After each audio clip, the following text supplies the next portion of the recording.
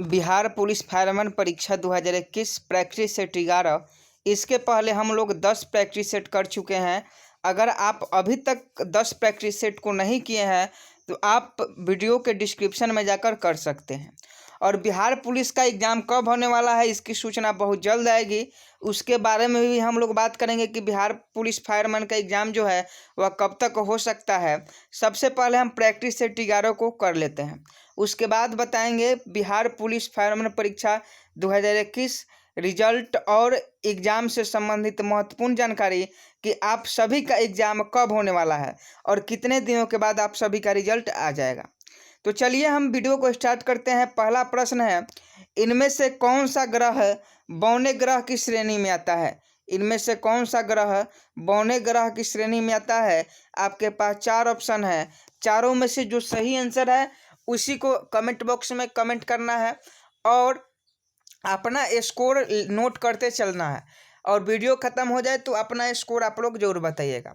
तो इस प्रश्न का सही आंसर आप लोग बताइए कि इनमें से कौन सा ग्रह बौने ग्रह की श्रेणी में आता है।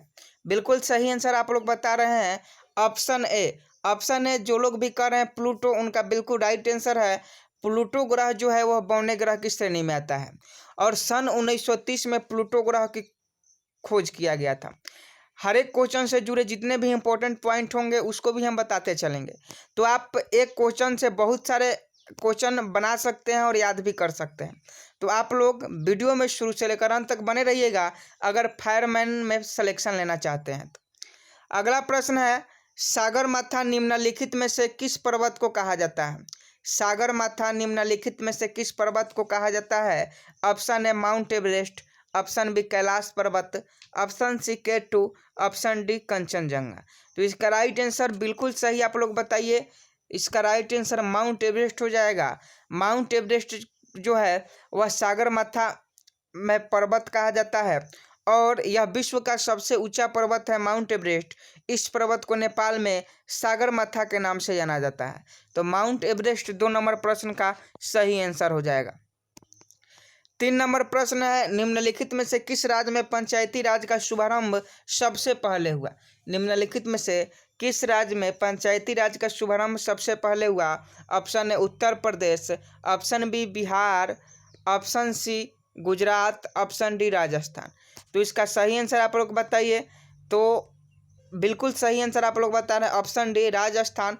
राजस्थान में सबसे पहले पंचायती राज का शुभारंभ हुआ और जवाहरलाल नेहरू ने राजस्थान के नागौर जिले में 2 अक्टूबर 1959 को यह पंचायती राज लागू किया गया।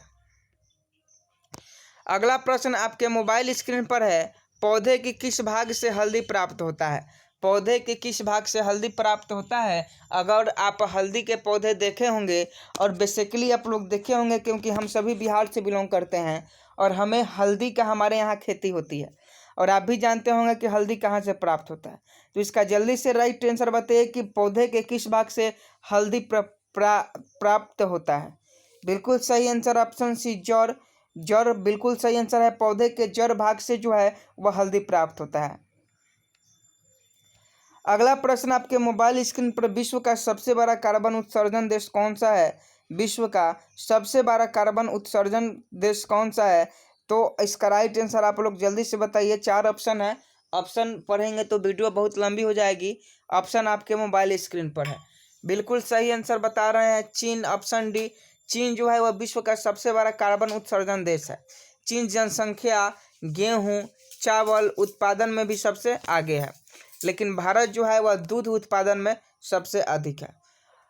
अगला प्रश्न है, भूमध्य रेखा के निकट किस तरह के वन पाए जाते हैं? भूमध्य रेखा के निकट किस तरह के वन पाए जाते हैं? आपके पास 4 ऑप्शन है, जो चारों में से सही है उसका आंसर बताइए आप लोग कि कौन सा ऑप्शन इस प्रश्न का सही आंसर है। भूमध्य रेखा के निकट किस तरह के वन पाए जाते हैं? तो उष्णकटिबंधीय वन बिल्कुल सही आंसर ऑप्शन है। जो लोग भी कर रहे हैं 6 नंबर प्रश्न का उनका सही आंसर है उष्णकटिबंधीय वन। भूमध्य रेखा के निकट उष्णकटिबंधीय वन पाए जाते हैं। भूमध्य रेखा को 0 डिग्री और विषुवत रेखा के नाम से भी जाना जाता है। अगला प्रश्न है, कुतुब मीनार के पास स्थित लौह स्तंभ किस राजा ने बनवाया था? क्वेश्चन ध्यानपूर्वक देखिएगा। कुतुब मीनार के पास स्थित लौह स्तंभ किस राजा ने बनवाया था? तो इस प्रश्न का आप जल्दी से आंसर दीजिए कि इस प्रश्न का सही आंसर क्या हो जाएगा। कुतुब मीनार के पास स्थित लौह स्तंभ किस राजा ने बनवाया था? तो इस प्रश्न का सही आंसर आप लोग बताइए। आपके सामने ऑप्शन है। ऑप्शन ए चंद्रगुप्त द्वितीय, option B Skandagupta, option C Samudragupta, option D Ramagupta. तो सही आंसर इसका जल्दी से बताइए अगर आप जानते हैं तो। बिल्कुल सही आंसर आप लोग बता रहे हैं चंद्रगुप्त द्वितीय। चंद्रगुप्त द्वितीय जो है वह कुतुब मीनार के पास स्थित लौह स्तंभ को बनवाया था। अगला है प्रश्न की, और यहाँ देख लीजिए अगला प्रश्न है ताजमहल की डिजाइन तैयार करने वाला वास्तुकार कौन था? बहुत बार एग्जाम में पूछा गया आपके बिहार पुलिस या बीपीएससी के एग्जाम में कि ताजमहल की डिजाइन तैयार करने वाला वास्तुकार कौन था। आपके पास 4 ऑप्शन है। Option A Ismail, option B Mohammad Hussain, option C Ustad Isa, option D Shah Abbas. तो इसका सही आंसर बिल्कुल सही, सभी लोग जानते हैं, पहले भी बताए हुए उस्ताद ईसा। ताजमहल की डिजाइन तैयार करने वाला वास्तुकार उस्ताद ईसा है। ताजमहल उत्तर प्रदेश के आगरा में है। ताजमहल पर अम्लीय वर्षा का असर हो रहा है जिसके कारण उसका रंग में गिरावट होने लगी है। अगला प्रश्न आपके मोबाइल स्क्रीन पर है कि लावा मिट्टी पाई जाती है। लावा मिट्टी कहाँ पाई जाती है? तो इसका सही आंसर आप लोग बताइएगा। ऑप्शन नहीं पढ़ पाएंगे क्योंकि वीडियो बहुत लंबी हो जाएगी। तो आप लोग बताइए कि लावा मिट्टी कहाँ पाई जाती है। बिल्कुल सही आंसर मालवा के पठार यहाँ सही आंसर हो जाएगा, ऑप्शन डी, क्योंकि लावा मिट्टी मालवा पठार में ही पाया जाता है। लावा मिट्टी और काली मिट्टी में सबसे ज़्यादा कपास की खेती होती है। तो अगर पूछे कि कपास की खेती किस मिट्टी में सबसे अधिक होती है तो लावा मिट्टी या काली मिट्टी में। अगला प्रश्न है कार्बन टेट्राक्लोराइड के उद्भासन से मनुष्यों को क्या की जाता है? क्वेश्चन ध्यानपूर्वक समझिएगा। कार्बन टेट्राक्लोराइड के उद्भासन से मनुष्यों को क्या जाता है? तो इसका राइट आंसर यकृत का कैंसर हो जाएगा। यकृत का कैंसर ऑप्शन है। यकृत का कैंसर इस प्रश्न का बिल्कुल सही आंसर हो जाएगा। कैंसर के इलाज के लिए कोबाल्ट 16 का उपयोग किया जाता है। क्वेश्चन अगर आपसे पूछे कि कैंसर के इलाज के लिए किसका उपयोग किया जाता है? कोबाल्ट 16 का। अगला प्रश्न है किस अधिनियम को ब्लैक बिल के नाम से जाना जाता है? किस अधिनियम को ब्लैक बिल के नाम से जाना जाता है? ब्लैक बिल के नाम से किस अधिनियम को जाना जाता है? Option A Rowlatt Act, option B Pitt का भारत अधिनियम, ऑप्शन सी रेगुलेटिंग वेट, ऑप्शन डी भारतीय परिषद अधिनियम। तो सभी लोग जानते हैं कि काला कानून या अभी जो आपको बताए हैं ब्लैक बिल जिसे काला कानून कहा जाता है वो रॉलेट एक्ट को कहा जाता है। तो ऑप्शन ए बिल्कुल सही आंसर हो जाएगा। और रॉलेट एक्ट सन 1919 में भारत आया था। अगला प्रश्न 12 नंबर है किसके शासनकाल को मुगल चित्रकला का स्वर्ण काल कहा जाता है? तो आप सभी जानते हैं, अगर आप सल्तनत काल पढ़े हैं, दिल्ली सल्तनत पढ़े हैं, तो आपको भी मालूम होगा कि जहांगीर के समय में बहुत सारा चित्रकला से संबंधित कार्य होते थे, इसलिए जहांगीर इस प्रश्न का बिल्कुल सही आंसर हो जाएगा, ऑप्शन बी। अगला प्रश्न है मानव सभ्यता के विकास की प्रथम अवस्था कौन सी थी? मानव सभ्यता के विकास की प्रथम अवस्था कौन सी थी? तो इस प्रश्न का सही आंसर शिकार अवस्था हो जाएगा। शिकार अवस्था मानव सभ्यता के विकास की प्रथम अवस्था थी। अगला प्रश्न है यूनेस्को का मुख्यालय कहाँ है? यूनेस्को का मुख्यालय कहाँ है? तो पेरिस में है, सभी लोग जानते हैं यूनेस्को का मुख्यालय कहाँ है? पेरिस में है। अगला है सूर्य में हीलियम और हाइड्रोजन का अनुपात होता है, कितना होता है यही बताना है। सूर्य में हीलियम और हाइड्रोजन का अनुपात कितना होता है? आपके पास 4 ही ऑप्शन है। ऑप्शन है 3:2, ऑप्शन बी 3:1, ऑप्शन सी 1:1। तो इसका राइट आंसर ऑप्शन बी हो जाएगा। 3:1 जो है वह सूर्य में हीलियम और हाइड्रोजन का अनुपात होता है। अगला प्रश्न, वायुमंडल में कितनी अलग अलग परतें होती है? तो वायुमंडल में कितनी अलग अलग परतें होती है? तो इस प्रश्न का आप लोग आंसर दीजिएगा क्योंकि बहुत छोटा सा प्रश्न है और इसका जवाब आप लोग दीजिएगा। तो सही आंसर आप लोग बता रहे हैं वायुमंडल में 5 अलग अलग परतें होती है। 5 अलग अलग परतें होती है। अगला है रेड क्लिफ रेखा किस देश की सीमा है? रेड क्लिफ रेखा किस देश की सीमा है? तो इस प्रश्न का तो सही आंसर आप लोग बताइएगा क्योंकि बहुत इजी क्वेश्चन है। कुछ लोग ऑप्शन बी कर रहे हैं भारत और चीन, उनका गलत है क्योंकि रेड क्लिफ जो है भारत और पाकिस्तान के बीच स्थित है। और मैकमोहन जो भारत और चीन के बीच कर रहे हैं वहाँ मैकमोहन लाइन है। मैकमोहन रेखा है, याद रखिएगा। ये रेखा 17 अगस्त 1947 को सर रेड क्लिफ के द्वारा स्थापित किया गया था। अगला है आरएनए पाया जाता है, आरएनए कहाँ पाया जाता है? आरएनए बायोलॉजी का क्वेश्चन है कि आरएनए पाया जाता है, तो आरएनए कोशिका द्रव्य में पाया जाता है। बहुत इजी क्वेश्चन था। आरएनए किस में पाया जाता है? कोशिका द्रव्य में पाया जाता है।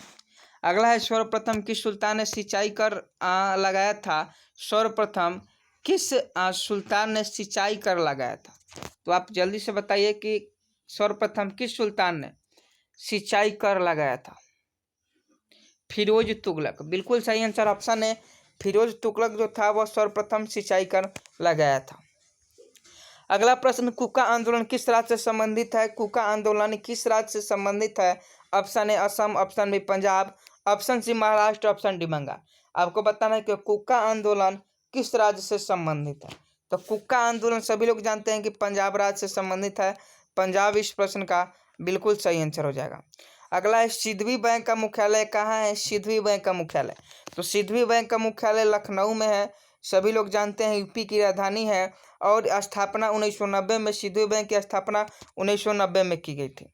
अगला है राष्ट्रीय हिंदी दिवस कब मनाते हैं? क्वेश्चन को हम कितनों बार बता चुके हैं, कई बार बताएं। इस क्वेश्चन के आंसर की याद रखिएगा, बार बार आपके एग्जाम में पूछा जाता है। तो इसका आंसर बताइए कि राष्ट्रीय हिंदी दिवस कब मनाया जाता है? बिल्कुल सही आंसर 14 सितंबर इसका सही आंसर हो जाएगा। ऑप्शन डी जो लोग भी करें उनका सही आंसर है। राष्ट्रीय हिंदी दिवस 14 सितंबर को मनाया जाता है। एनटीपीसी की स्थापना कब हुई? एनटीपीसी की स्थापना कब हुई? जल्दी से बताइए, बहुत इंपॉर्टेंट क्वेश्चन है क्योंकि एनटीपीसी में अभी एग्जाम 7th फेज का बाकी है और सब एग्जाम हो चुका है। तो एनटीपीसी की स्थापना 1975 में होती है। 1975 में एनटीपीसी की स्थापना होती है। एनटीपीसी वाले अगर कोई वीडियो देख रहे हैं तो याद रखिएगा, एनटीपीसी की स्थापना 1975 में हुई थी। अगला प्रश्न है, भिलाई लौह इस्पात संयंत्र किस राज्य में? भिलाई लौह इस्पात संयंत्र किस राज्य में है? भिलाई लौह इस्पात संयंत्र किस राज्य में? छत्तीसगढ़ में। छत्तीसगढ़ में भिलाई लौह इस्पात संयंत्र केंद्र स्थापित है। शिकागो किस झील के किनारे हैं? तो मिशिगन झील, रिपीटेड क्वेश्चन है, पहले भी ये क्वेश्चन आपको करवाए थे कि शिकागो झील मिशिगन झील के किनारे स्थित है। अगला है एंटी रेडिएशन मिसाइल कौन सा है? तो एंटी रेडिएशन मिसाइल रुद्र है। रुद्र जो है वह एंटी रेडिएशन मिसाइल है। अगला प्रश्न, भारत के पहले सिख राष्ट्रपति कौन थे? तो गैनी दयाल सिंह। गैनी दयाल सिंह जो थे वह भारत के पहले सिख राष्ट्रपति थे। अगला है 14 बैंकों का राष्ट्रीयकरण कब हुआ? तो इस प्रश्न का जवाब आप लोग दीजिएगा क्योंकि यह क्वेश्चन पहले भी हम आपको करा चुके हैं। 14 बैंकों का राष्ट्रीयकरण कब हुआ? बिल्कुल 1969 वाला ऑप्शन सही है, ऑप्शन सी है 1969 और यह आपका सही आंसर है।